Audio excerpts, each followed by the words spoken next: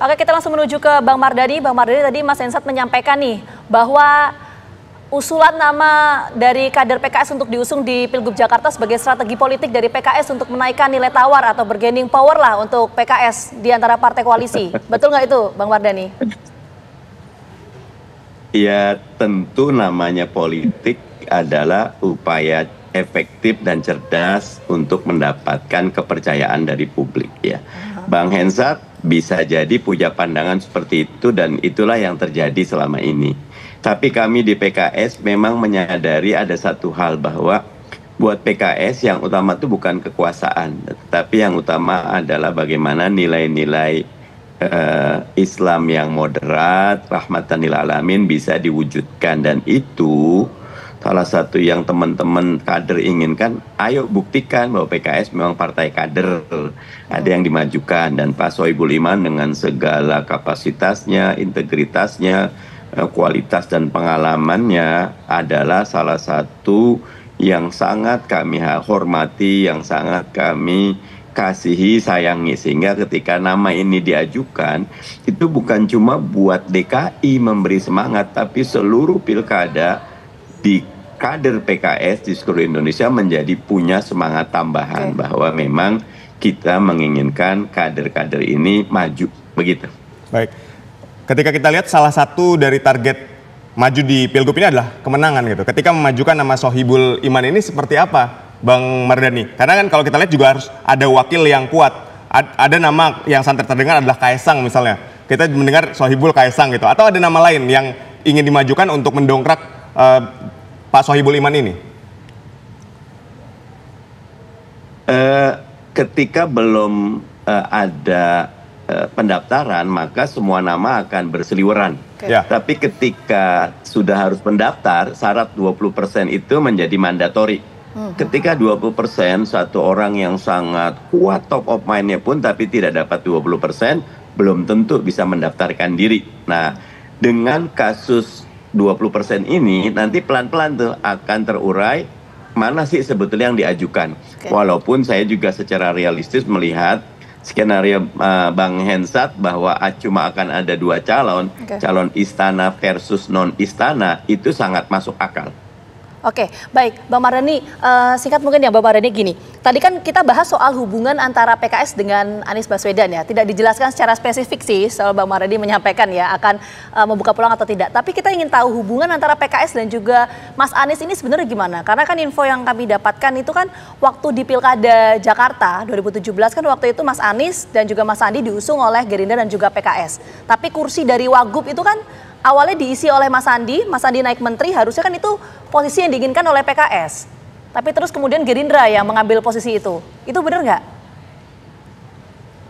Kecewa nggak sih soal itu, Bang Mardhani? Memang, ya kalau kursi Wagub 2017 atau 2019 itu memang dinamikanya DPRD DKI tidak memberi ruang yang firm terhadap calon dari PKS, sehingga pada akhirnya kita semua sepakat yang diajukan calon dari Gerindra.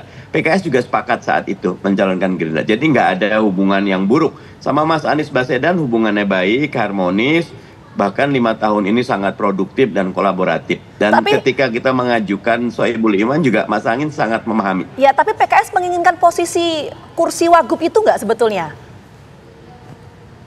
Waktu di Pilkada DKI itu? Menginginkan waktu itu. Menginginkan karena memang bahasanya ya Bang Sandi juga udah bilang ini jatahnya PKS gitu loh. Tetapi buat kami itulah politik, sesuatu yang jatahnya itu tidak bisa dapat kecuali memang situasi dan kondisi memungkinkan. Jadi sama seperti sekarang, PKS sebagai partai pemenang dan partai kader, kami bahagia sekali dengan penunjukan Muhammad Sohibul Iman. Karena dengan demikian ini memberi pesan kepada kader di seluruh tempat, karena bukan cuma di Indonesia ya, itu bahwa kaderisasi berjalan dengan baik di PKS.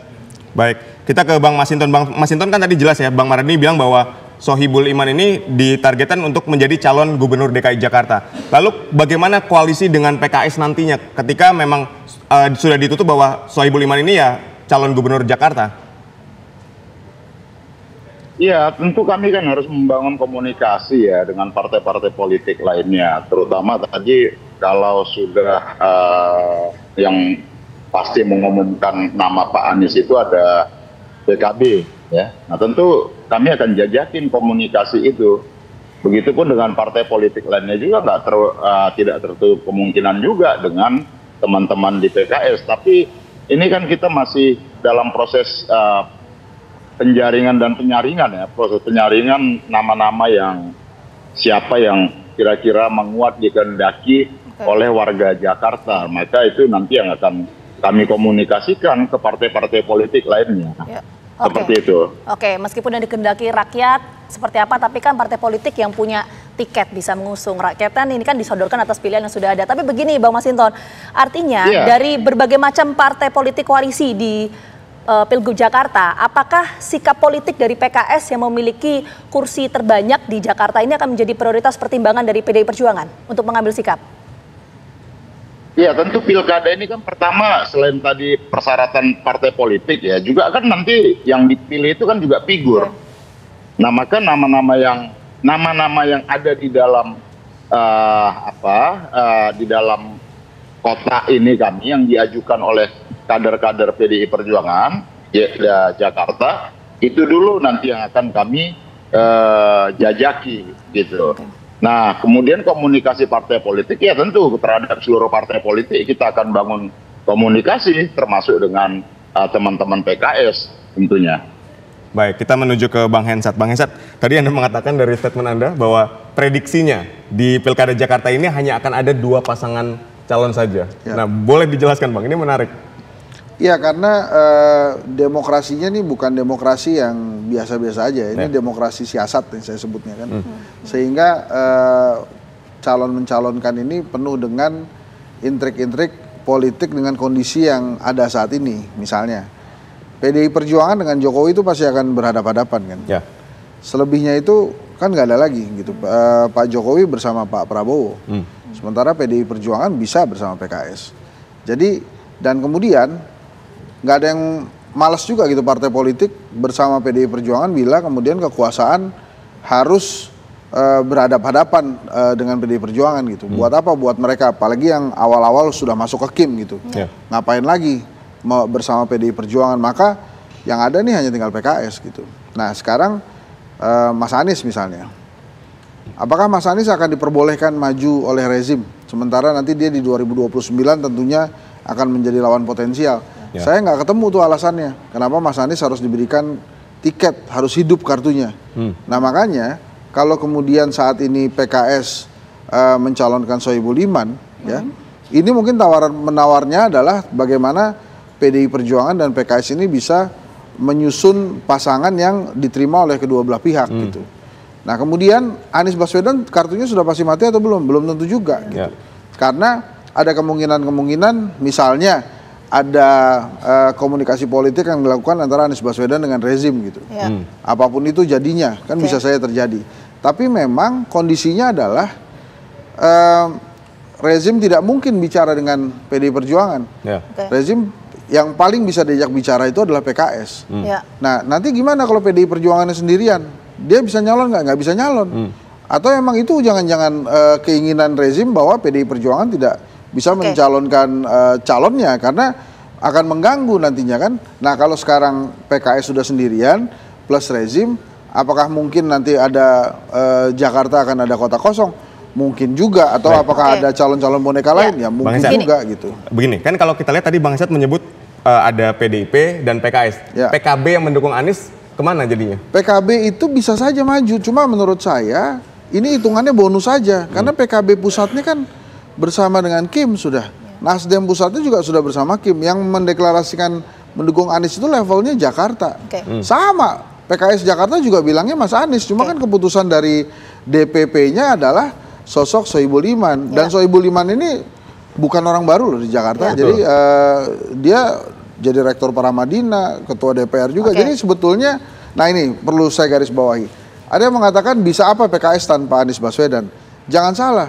PKS itu beberapa kali menang sebelum Anies Baswedan muncul bersama PKS. Bahkan sempat memutihkan Jakarta tuh sekitar tahun 2009 atau 2009 seingat saya. Itu putih Jakarta dan itu tanpa Anies Baswedan. Jadi hati-hati juga memprediksi bahwa wah ini PKS nggak bisa apa-apa dengan Anies Baswedan. PKS duluan besar dibandingkan Anies Baswedan gitu. Oke, ini menarik. Tapi sebelum ke Bang Mardhani, tadi kok kita mendengarkan pernyataan yang disampaikan oleh Bang Mardhani hubungan antara PKS dan juga Anies Baswedan, khususnya di Pilgub Jakarta waktu itu di 2017. Ini akan mempengaruhi nggak psikologis dari PKS untuk mengusung ini Anies? secara komunikasi politik tidak mungkin Ustadz Mardhani Alisera ya mengumumkan secara publik berhadapan-hadapan dengan yang disukai oleh publik. Publik Jakarta kan sukanya Anies. Kalau Mardhani Alisera mengatakan ketidaksukaan atau berseberangan dengan Anies Baswedan, secara politik rugi besar PKS saat ini. Makanya bermain kata-kata tadi. Jadi ini bisa dimengerti. Jangan pernah kita mengumumkan ke publik kita berseberangan dengan kecintaan masyarakat saat itu gitu. Jadi kira-kira gitulah. Oke, tapi besar nggak peluang PKS untuk mengusung Anies dengan kondisi hubungan yang di tahun 2017 itu? Kalau saat ini saya belum melihat itu ada gitu. Oke, peluang itu belum ada ya? Belum ada. Makanya tadi saya analisanya menghubungkan dengan kemungkinan desas-desus yang tadinya Wagub pengennya gubernur gitu kira-kira. Baik, dari Bang Hensat kita menuju ke Bang Mardhani. Bang Mardhani, Anda melihatnya seperti apa? Tujuan akhir dari PKS ini seperti apa? Apakah memajukan kadernya atau melihat calon yang lebih potensial secara elektabilitas? Yang utama tetap sebagai partai kader kita punya kewajiban mengajukan kader kita kepada masyarakat. Itu bukti bahwa partai ini punya kaderisasi yang baik.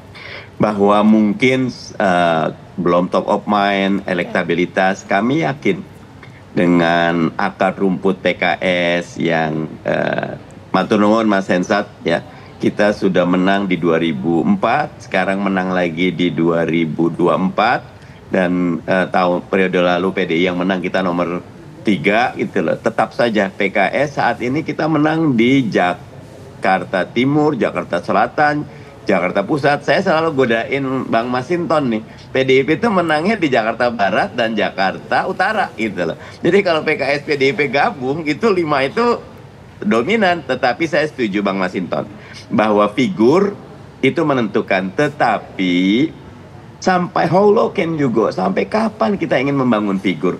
Jokowi Dodo itu figur gitu loh. Tapi kita bisa melihat fundamental ekonomi kita, pendidikan kita, macam-macam kita. Nggak tahu Bang Masinton setuju atau tidak, tapi saatnya jangan solo player, saatnya tim player. Jangan jadi sendirian Superman, tapi super team. Dan itu terbukti kalau dia dari partai politik. Oke, baik. Terima kasih banyak Bang Mardhani, Bang Masinton dan juga Mas Hensat atas waktunya. Ini menarik sekali. Kita sama-sama tunggu ya konfigurasi partai politiknya seperti apa. Prediksinya benar nggak akan ada 2 poros koalisi? Nanti kita tunggu. Terima kasih banyak untuk semuanya. Sehat selalu.